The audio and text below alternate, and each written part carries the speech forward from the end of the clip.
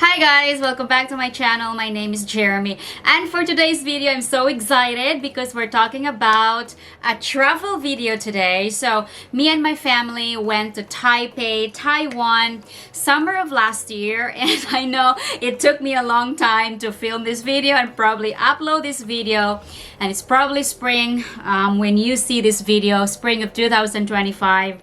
But anyway, I just want to share with you guys the top 11 best free sightseeing spots in Taipei. So it took me a while to put this video together because I was really busy and I was more into skincare and beauty supplements, but I also need to include my travel videos in my YouTube channel so you guys know what I'm really up to. I think I only captured a few videos, but I took so many photos, so I'm gonna be sharing with you guys some of the photos that we took during our Taipei trip. So let's dive into the video.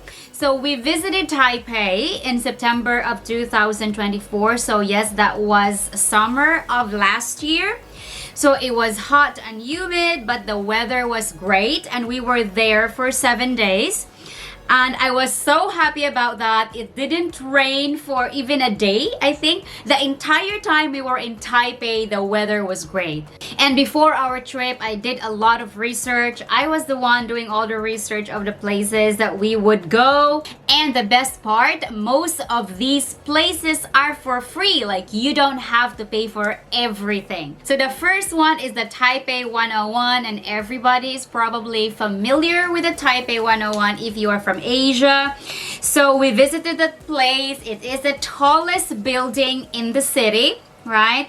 And it is a must see for any visitors. It is where the word love, the big letter LOVE is, and a lot of places have tried to copy that, and it was just fantastic. I really enjoyed there. My Taiwanese friends, they took us there, and we went to this Din Tai Fung restaurant, and it is one of the most popular restaurants in Taipei. And when we got there was a long queue. Like, we had to wait for an hour just to eat lunch in that restaurant. But the food was amazing. It was really, really good. And the second place that we went to was the Chiang Kai-Shek Memorial Hall. So it was very beautiful. It is a historical site, and if you know a little bit of Chinese and Taiwanese history, then you'd probably be familiar who Chiang Kai-Shek is or was. And it is completely free to visit. So I was so excited to be there because I remember learning about Chiang Kai-Shek in my history class when I was a high school student. And he was a major political and military figure in China, and his memorial was just stunning. It was beautiful.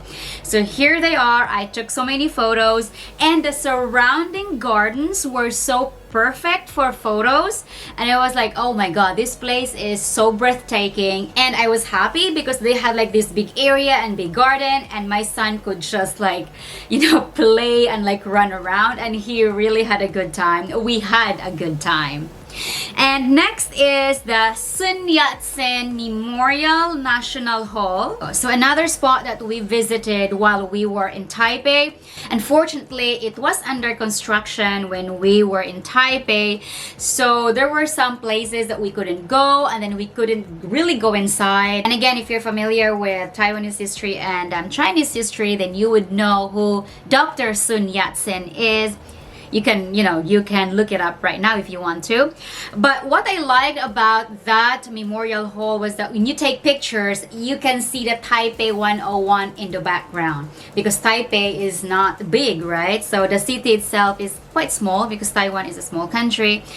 And oh my god, it was breathtaking. It was really beautiful. It was stunning. And even if it was so hot, it probably was like 32 degrees or something, but I was really enjoying walking around because I was really, really happy to be there. I was so happy to be exploring Taipei because it was my first time there. The next place that we went to was a temple, and I think this is the most popular temple in Taipei. It's the Longshan Temple. It is a must see. It was also free. it was a bit crowded when we went there, and there was so many Japanese tourists. So I was like, yeah, Japanese people like Taiwan. They really like vacationing here, because I could hear Japanese people talking, you know, everywhere I went, everywhere we went. I took a ton of photos because I really like Longshan Temple. I like the architecture. And even if I have seen so many temples in my entire life, because I have lived in Thailand, I have visited that region. I've been to Cambodia, Laos, and been to Vietnam. I've been to Hong Kong, and these countries have kind of like almost similar architecture in the Southeast Asia and also East Asian region. But Longshan Temple was beautiful. I loved it, and it was really convenient. It was so easy to get there because it was really, really close to the station. So if you go to Taipei and you research like a mass sightseeing spots, Longshan Temple will definitely come up on Google, and I really recommend going there. Now, the fifth sightseeing spot that we went to in Taipei was the National Palace Museum. And it is a very famous museum in Taipei. This one is the only sightseeing spot that we went to in Taipei that was not free. If I remember, we had to pay like about 350 new Taiwanese dollar. I'm not sure how much is that in yen. Probably around 2,500 yen, if I'm right. So the museum was very beautiful. It had a stunning facade, and it had a lot of fascinating artifacts from the mainland China. So I was really enjoying. I took pictures of a lot of things, right? And I am a history buff, so I really loved reading the histories behind the items on display. And I think we went there a little bit like late. We only had like an hour before the museum closed, so I couldn't really, you know, like savor the moment of being in that museum. And I kind of like regretted that, because I think we should have prioritized that museum on that day before going to other places that we went. And I took pictures of the outside of the museum, and inside the museum there is this like red carpet, and it was really nice. And I was like, I wish somebody could have like taken a picture of me while I'm in this like red carpet, because it was just so beautiful. Now, the sixth sightseeing place that we went to in Taipei when we were there is the Jiufen Old Street. This was hands down my most favorite spot in Taipei. It was spectacular. It was so picturesque. Like, when you're there, you feel like you're in a movie or something. Like, you feel like you're in another world, like you're being transported to another world. It was so beautiful. It was so breathtaking. So all the old street with narrow alleyways, the tea houses, the street food stalls, and they have a lot of these souvenir shops that you can buy a lot of things from, like from teas, from any kinds of souvenirs, like handmade souvenirs. It was so nice, and I just really enjoyed scanning a lot of things. And I didn't buy anything, but I really enjoyed looking at those different souvenirs and different items. It was so special. So the Jiufen Old Street was located on a hill, so it was overlooking the ocean. And it was spectacular. Like, the view of the ocean and the Chinese lanterns hanging above just made the whole experience feel magical. Yes, that is the right word. It felt magical. And what makes it even more special is that it is said that Jiufen was inspired by the animated movie, the Japanese anime Spirited Away, or Shinto Shihiro. If you are into Japanese anime, it's a Ghibli anime, and it is also one of my favorite Japanese anime. I like Shinto Shihiro. So if you've seen the movie, you'll definitely see the connection. And I'm so glad my student recommended that place, because I wasn't really sure if we wanted to make a trek out of Taipei. I'm so glad that we went, because it was definitely worth it. It was the highlight of our Taipei trip. So if you go to Taipei, I really recommend Jiufen Old Street. And there's another place that we were supposed to go, but we didn't really have time. It was so beautiful, and like it's a place where like they kind of like fly the balloons or something. I can't remember the place, but you guys probably know what I'm talking about. So if you know the place, I can't remember it in my head right now, please comment it down below. All right, let's go to the 7th place that we went to when we were in Taipei. It was also, or it is also, a shopping district, and I'm talking about the Ximending shopping district. And Shilin has that very Japanese vibe, very Tokyo vibe. So when I was there, I felt like I was back in Shibuya or Harajuku or Shinjuku, and I'm like, wow, this feels very Japanesey. Also, like the fashion of the people, like the fashion of the women, kind of like Japanese as well. But yeah, Taiwanese girls have that kind of like different fashion compared to Japanese girls. But of course it was summer, so you could see a lot of girls wearing miniskirts and things like that. But there were a lot of Japanese stores, Japanese shops, so it really reminded me of Japan. And it was super trendy and super lively, and it's also a night market, by the way. So they have a lot of shops selling different kinds of things, like from clothing, from handmade souvenirs, from food, basically everything. I didn't buy anything though in Ximending shopping district because I felt like the clothes were not really that affordable. I felt like shopping in Japan for clothes, or like going to Uniqlo or Gio, would probably be a lot cheaper compared to like shopping in Taipei.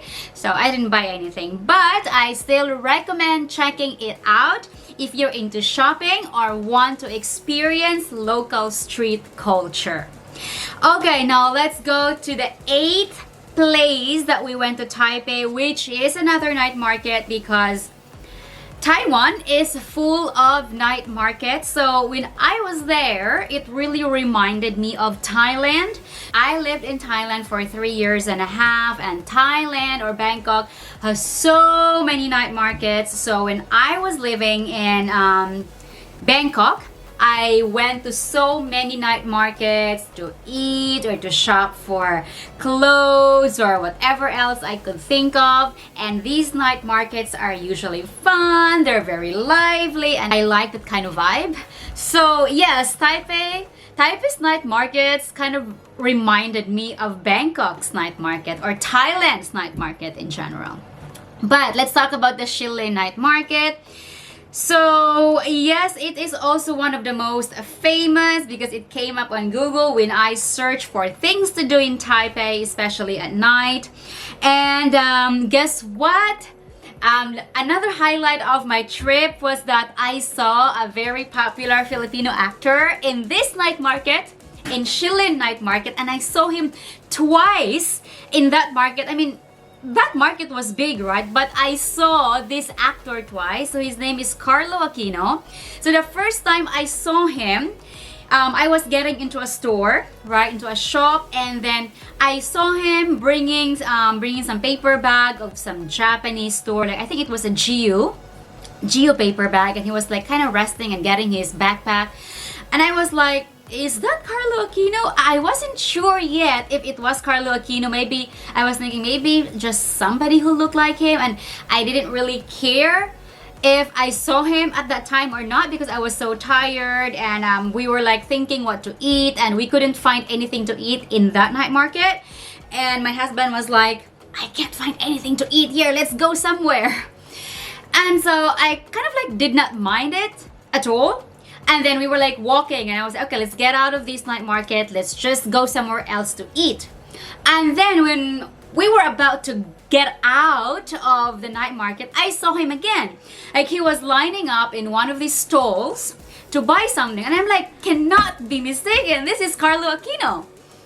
It's really him because I grew up watching his shows in the Philippines, right?